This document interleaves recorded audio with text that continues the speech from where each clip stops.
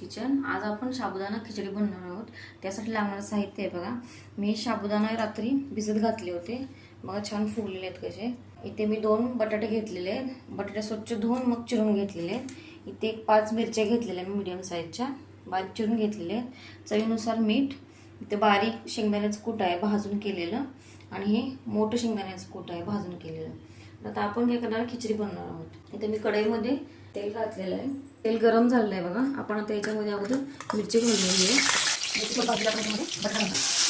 इथे बघा बटाटा आपल्याला आपण फुलावले। आता आपण याच्यामध्ये थोडंसं मीठ घालणार आहे, आणि बटाटा लवकर शिजण्यासाठी बटाटा चांगला फ्राय करून घ्यायचा आहे तेलामध्ये।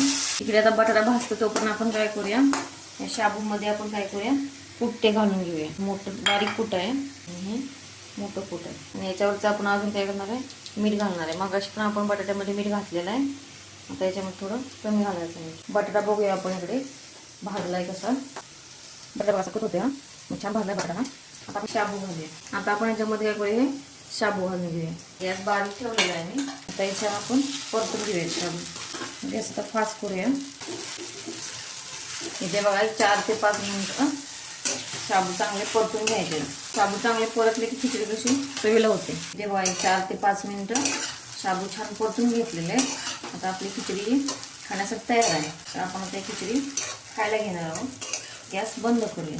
खिचडी कशी गरम गरमच छान लागते, गार झाल्यावर छान लागत नाही। इथे बघा आपली खिचडी तयार झालेली आहे।